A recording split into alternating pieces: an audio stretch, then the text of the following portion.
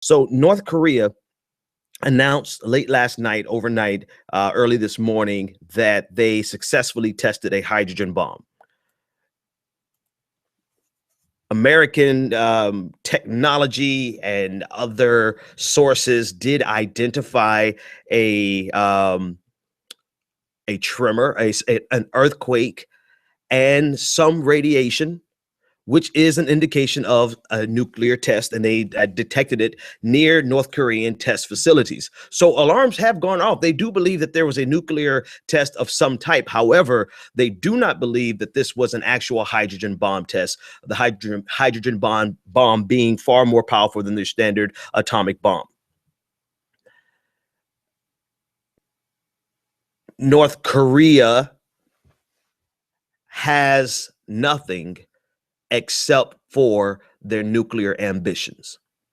And so they have been consistently pushing full force ahead with creating a nuclear program. Their first nuclear bomb was tested in 2006 underneath the President Bush's administration, and subsequently they have garnered about 20 nuclear bombs. None of them have long range capacity. They're not able to launch any on an intercontinental ballistic missile, ICBMs. They're not able to make the bomb small enough to make into a warheads. They're very far behind in their nuclear capacity, which made their announcement alarming, saying that they have tested a hydrogen bomb.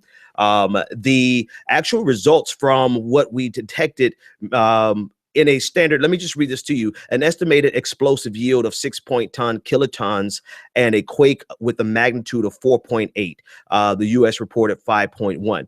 They were detected, and that's smaller than the estimated yield of a 7.9 kiloton and a 4.9 magnitude quake reported after the 2013 nuclear test. So the nuclear test that they did in 2013 was actually bigger than the one that they tested last night, which makes everyone very suspicious of their claims that they tested a hydrogen bomb, which would be far greater than what they tested last night. I had those numbers in here somewhere, but they are escaping me. So they claim that it's a miniaturized hydrogen bomb, and most people are skeptical of that because really right now only the U.S., Russia have that capacity.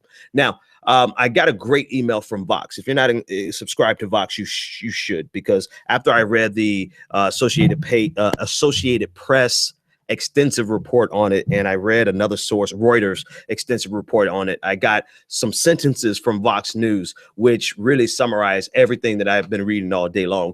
And the most poignant thing that they said was not really reported by anyone, which is we can laugh at the fact that they think that they tested a hydrogen bomb. They clearly didn't test a hydrogen bomb.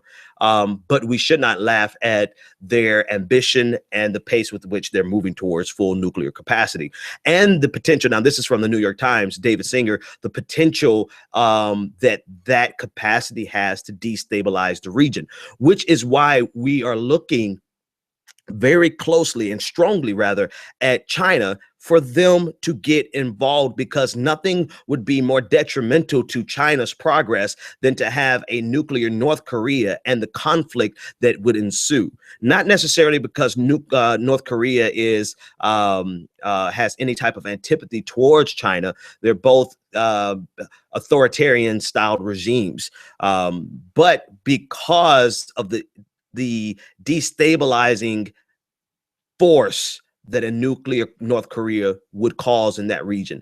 The threat that they would pose to South Korea would automatically bring America into the region even more than we are already there. The threat to Japan, we would be there. And so it's in China's best interest, which is why China signed on with the sanctions, the UN sanctions, I believe of 2013, which continuously gutted. And I say continuously because North Korea has been impoverished for a very, very long time.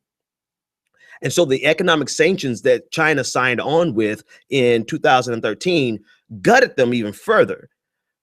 And because of that, they do have animosity between North Korea and China. However, North Korea, if there is an ally in the immediate region, it would be I think ally at this point is too broad of a word. If anyone is sympathetic to the plight of the North Koreans in the region, it would be China. But China is going to look out for their best interest, number one, and that is having a stable region underneath their regional hegemony. You guys can Google the word. Actually, no, I have very smart viewers. I don't want to, I'm quite sure you guys know what hegemony means. So that being said, China has a vested interest in making sure that North Korea plays by the rules as much as they possibly can. And so what do we do from here? The great article from David Singer in the New York Times, you guys should check out, because the reality of it is they are on pace. You know, they have nuclear weapons, right? We've done a lot to stop Iran from getting a single weapon, but North Korea, they have nuclear weapons. Now, the scary part about it is that's all they have. They don't have any great economic wealth. They don't have a booming middle class that the multinational corporations would be interested in bringing North Korea into the fold, into the globalized community, so that they can extract wealth, you know, so that they can exploit them for wealth. You know, if you have money in your country, we can have peace with you because our multinational corporations don't want to go to war. They want to extract your wealth. But North Korea doesn't really have a middle class from which we can extract wealth.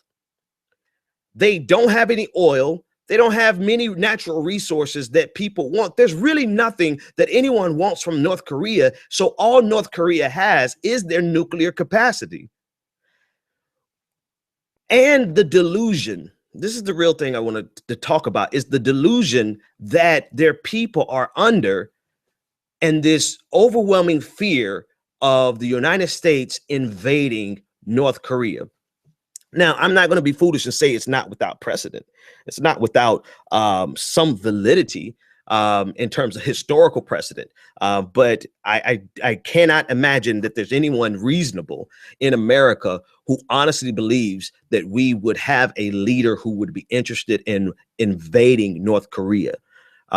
If they get, you know, become a viable threat against South Korea, that's something totally different. But where they stand right now, what they have, all they have is nuclear ambitions, a few nuclear bombs that aren't technologically advanced enough to be a threat, an immediate threat to their region, but they are getting close to that. What they have is their fear of the West. And I want to read a quote from the Associated Press piece that I read this morning that really stood out, because it shows you the mindset of fear that is so readily used by dictators and by, well, it might actually sound familiar, not just dictators. So a large crowd celebrated in front of Pyongyang's main train station as the announcement was read on a big widescreen TV, with people applauding, cheering, and recording the report on their mobile phones. There was an excited rush of nationalistic pride and some bewilderment. Right here, Kim Sok-chol told the Associated Press that he doesn't know much about H-bombs, but added, "Since we have it, the U.S. will not attack us."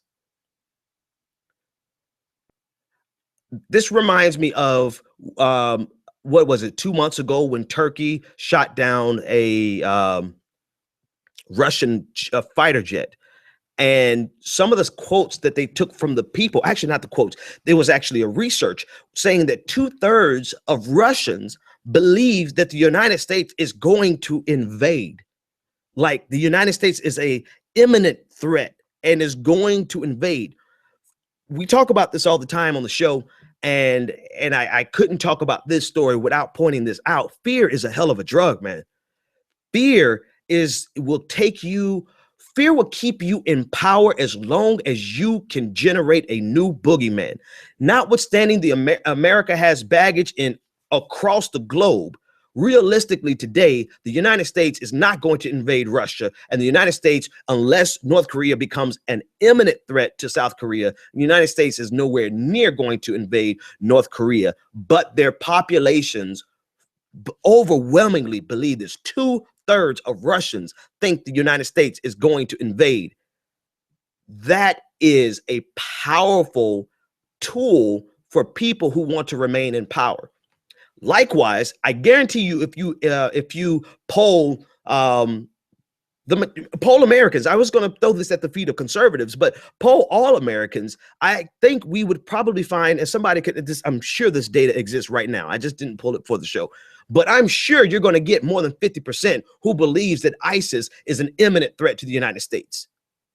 That same unfounded fear that is not rational, but it is very useful for people in power. We see it happening across the globe, and that's how you can get a nation like North Korea, where everyone is basically in abject poverty, pulling all of their resources, not even pulling, they're having it extracted from a dictator to fund nuclear ambitions so that they can get respect in the global community and have some regional authority. Because again, as David Singer of the New York Times pointed out, they have nothing else. We have really no interest there. They are so secluded, so in poverty, so impoverished, so removed from the rest of the global community that not even our multinational corporations have an interest in it. We have an interest in Iran, which is why we negotiated with Iran. There are economic benefits. I'm not saying this necessarily as a positive thing. I'm just laying it out. I could argue this from a positive point of view, but I'm just laying it out for you tonight. With Iran, there are economic interest and reasons for us to have a diplomatic solution. I really don't see one except for the cause of peace in North Korea. And if North Korea is not interested from that point of view, then all they have is their nuclear program. So from that regard, the Vox sentence that I got in my email tonight is very true. We can really laugh at this assertion that they tested a hydrogen bomb. But when we consider that all they have is nuclear ambitions, they don't have an economy strong enough. They don't have a middle class strong enough. They don't have any type of natural resources that we want to extract. Really all they can bring is instability and fear through their nuclear ambitions.